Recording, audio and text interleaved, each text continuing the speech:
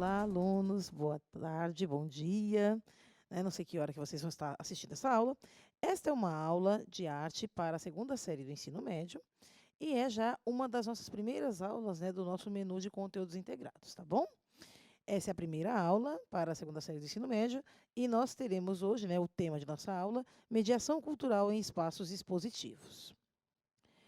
A habilidade que nós iremos trabalhar hoje é investigar o encontro entre arte e público na dimensão da mediação cultural, como experiência estética a ser compartilhada.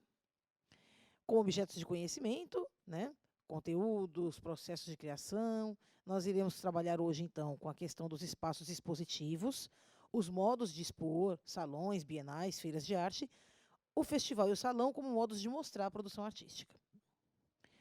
Então, vamos entender um pouquinho esses conceitos. O que vem a ser a mediação cultural? A mediação cultural, gente, é a forma que os espaços expositivos encontram de aproximar o público das obras ali contidas e também dos espaços, esses espaços expositivos. Tá? Então, vai muito além apenas da recepção do público, daquelas ações de monitoria. Além disso, também você tem as visitas guiadas, os programas educacionais, E a mediação cultural, então, ela é responsável também por propagandear o local, ou seja, aquele espaço expositivo, aquele museu, aquela casa de cultura, atraindo para si, o público geral, por meio da divulgação maciça de todos os eventos, os programas, as mostras, e também a questão do espaço ali, para que as pessoas, então, se apropriem cada vez mais desses espaços de difusão da cultura, certo? Então, gente, olha só. A gente vai ver, então, qual é a forma, as formas aí que o pessoal utiliza para fazer essa mediação. Então, programas, como vocês estão vendo na imagem, programas, folders, cartazes, flyers e outros materiais impressos são distribuídos não apenas entre o público, mas também entre os veículos de imprensa, as agências de publicidade, para que haja a maior divulgação possível, tá? Além de serem feitas as tiragens, claro, para distribuição no próprio local e em pontos focais próximos, para orientar os visitantes, enfim, e mostrar um pouquinho do que está acontecendo ali, certo? Olha só, o que são, então, os espaços expositivos, ou esses locais de difusão da cultura? Esses espaços podem ser físicos, como os museus, os teatros, escolas, academias, praças, ou podem ser também espaços virtuais, sites, salas, blogs, etc.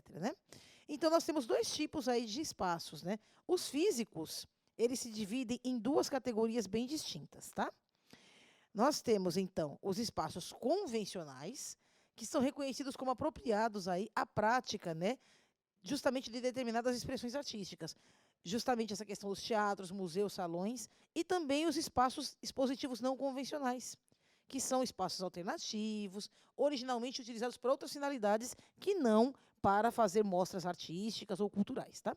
Como ruas, praças, edifícios abandonados, escolas, hospitais, igrejas. Tá?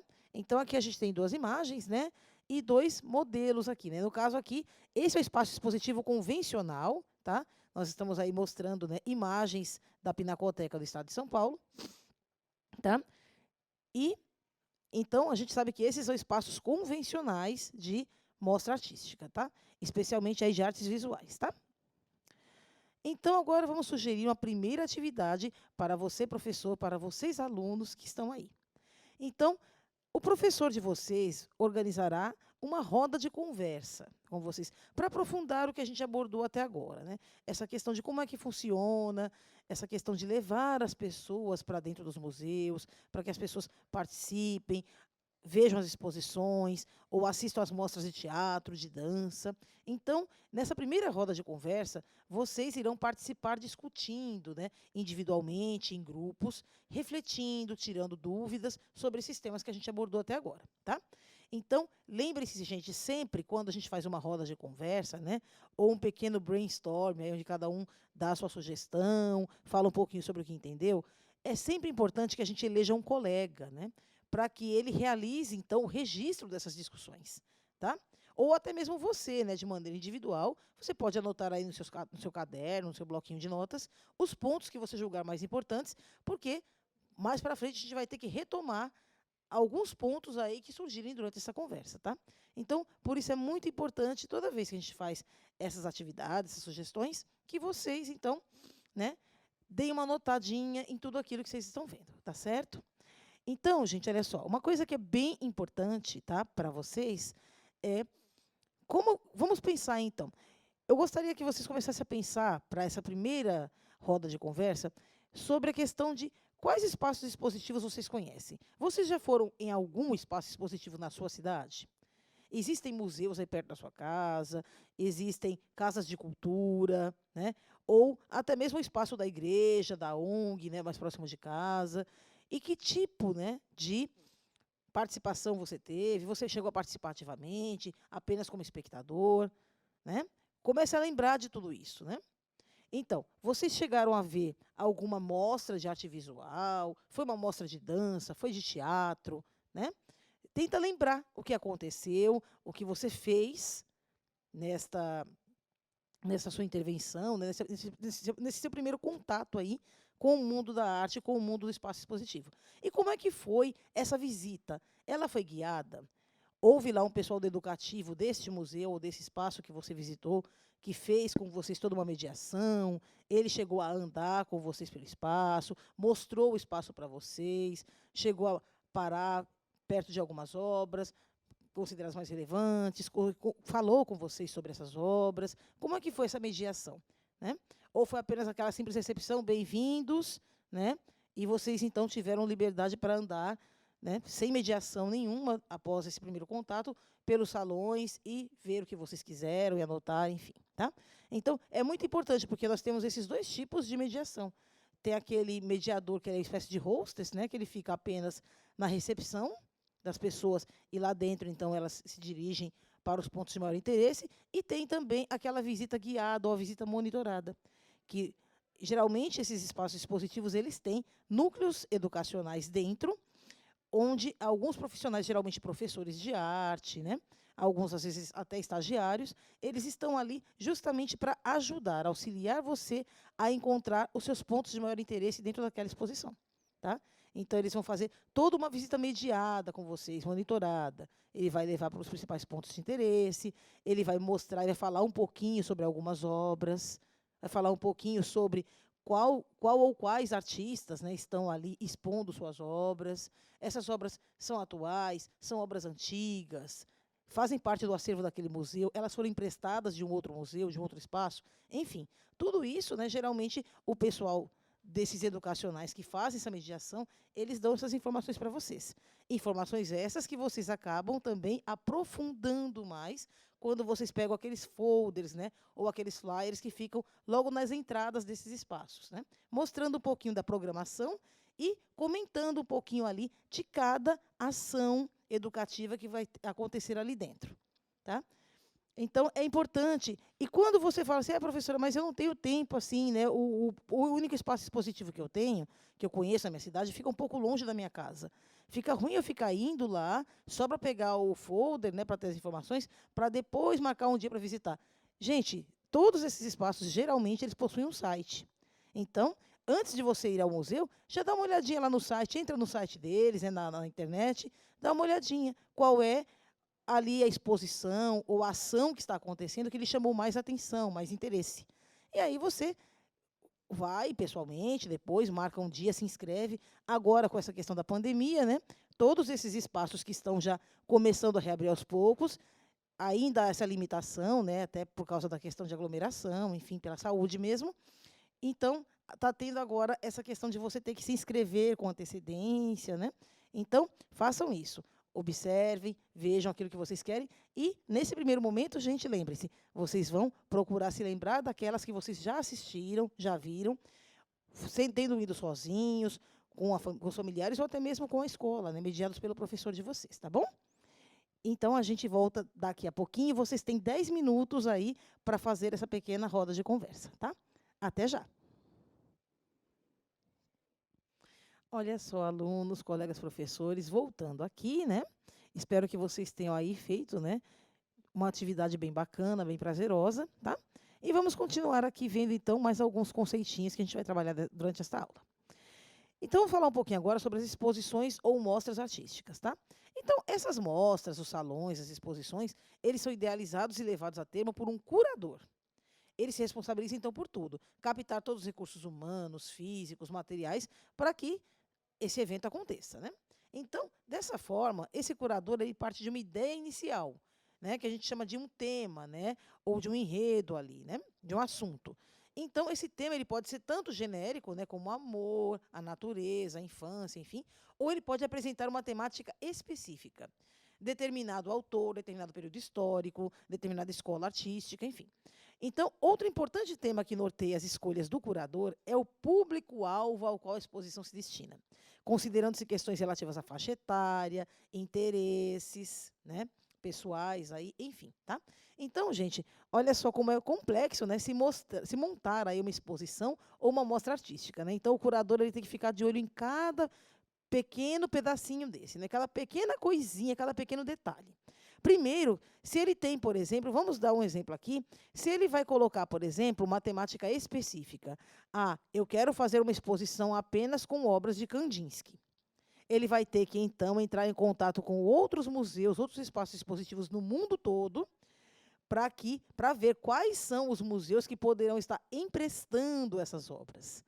E ele vai ter que cuidar de tudo com muita propriedade aí. Porque essas obras, né, gente, elas, né, geralmente elas costumam, né, elas são extremamente caras, né, elas têm um valor tanto financeiro quanto artístico, né, quanto histórico inestimável. Então, nada pode dar errado, nada pode acontecer com essas obras. Ainda mais se forem obras cedidas, emprestadas por um outro espaço expositivo, por outro museu.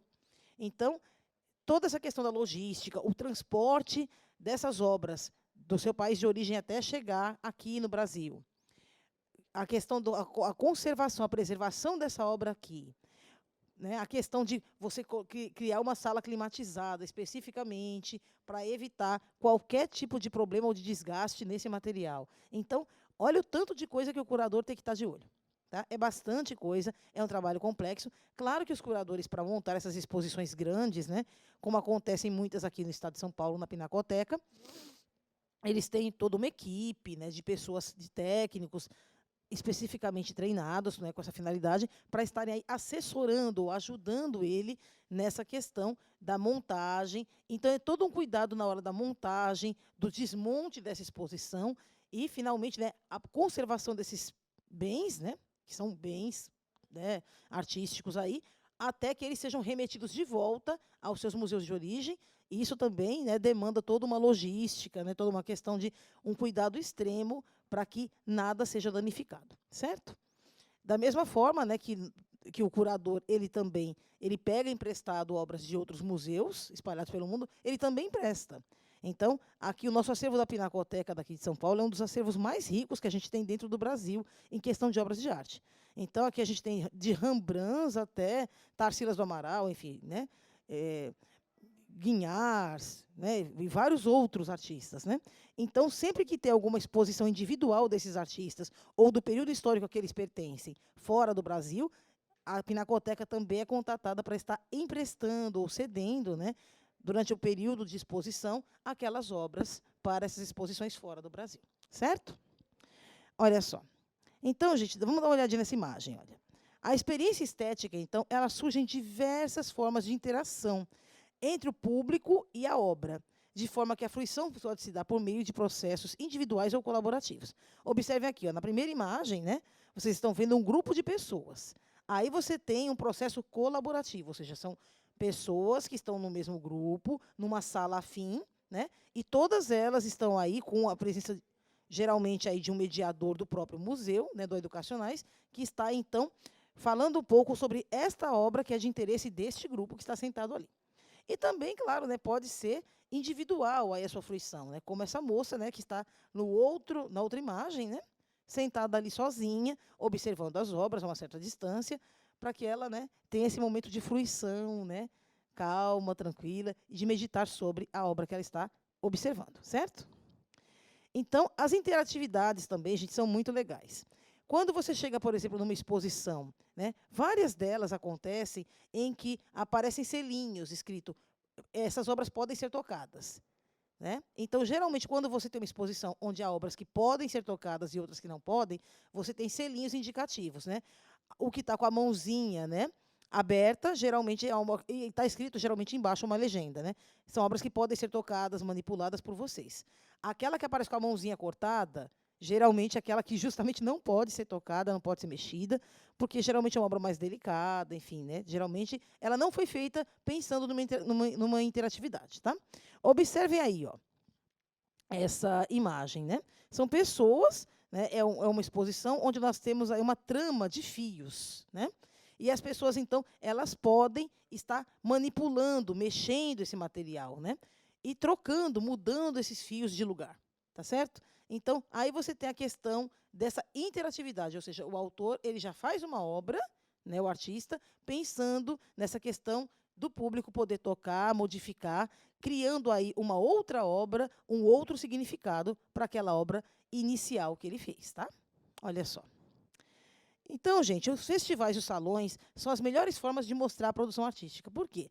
Além de ser um espaço expositivo importante, é onde todos os curadores de vários museus, artistas, todo esse pessoal ligado, né, de alguma forma, tanto à arte visual quanto à dança, ao teatro, né, todas essas mostras e salões que acontecem, é uma forma desse pessoal, todo mundo se encontrar no mesmo espaço e poderem trocar ideias, trocar informações, né? Isso é muito importante. E, claro, para o público leigo, né, o público geral que vai apenas ali apreciar, também acontecem coisas muito importantes, como os workshops, né? Nesses workshops, a gente tem a possibilidade de até aprender um pouquinho algumas técnicas, né, fazer algumas obras ali rapidinho, permeados aí, auxiliados pelos próprios autores, né, das obras. Então, os próprios artistas estão ali dando esse workshop, essas dicas e ajudando a gente a entender um pouquinho mais do seu próprio trabalho e daquela estética artística como um todo. Tá? Isso é bem importante. Quando acontece nas universidades, então, é ótimo, né? É uma forma aí do estudante já ir se inteirando deste universo artístico. Então, vamos agora sugerir a segunda atividade para vocês, tá? Então, vocês vão escolher 2 modos de divulgação diferentes, tá bom? Vocês vão olhar folhetos, flyers, cartazes, folders, né? O que vocês tiverem à mão, e vão observar todas as informações referentes à mostra. Exposição, vernissagem, etc. Vocês vão selecionar materiais que vocês têm na casa de vocês e depois vocês vão idealizar individualmente ou em grupo uma exposição ou mostra em um museu imaginário, né? Produzindo 2 tipos de impressos de divulgação, ou 2 tipos de flyers, tá? Vocês ainda podem criar uma maquete de como seria organizada essa exposição. Olha ali a imagem ali, né? O menino pegou uma caixinha de sapato e montou uma maquetezinha, né, de como seria então o espaço expositivo ou o salão ali de uma mostra de artes visuais, tá? Quadros ali expostos, tá bom? Olha só, alunos, então, né, agora vocês terão aí 10 minutos, tá, para vocês irem organizando essa atividade. Claro que o tempo é pequenininho, né, então talvez não dê para vocês fazerem tudo na sala de aula com o professor. Mas aí vocês podem continuar em casa, né. O importante agora é dar essa primeira esboçada. Em 10 minutos a gente volta. Olha só, meus queridos, voltando aqui, estamos chegando ao final desta aula. Espero que vocês tenham gostado, né, dessa experiência de passarem da ação de meros espectadores para agora os propositores ou os curadores, né, de uma exposição, mesmo que ela seja apenas, né, nesse primeiro momento, uma exposição fictícia que vocês podem estar realizando tanto fisicamente como a gente mostrou nas imagens, ou até mesmo através da internet, tá bom? Muito obrigada a todos vocês, obrigada aos professores, né, por estarem conosco aqui, né? E lembrem-se, gente, sempre que vocês forem fazer alguma obra diferente, né, algum trabalho assim, tanto colaborativo em equipe como individual, vocês devem sempre se pautar na questão da pesquisa. Primeiramente, você faz aquela pesquisa legal, pega tudo que é material, que é elemento que você acha que você vai precisar, tanto material quanto físico, né, quanto também em questão de material de pesquisa, mesmo de conhecimento, né, de conteúdo, para que você faça, então, o melhor trabalho possível para que a sua amostra saia linda e perfeita, tá bom? Muito obrigada a todos vocês. Nós nos vemos na nossa próxima aula. Até lá!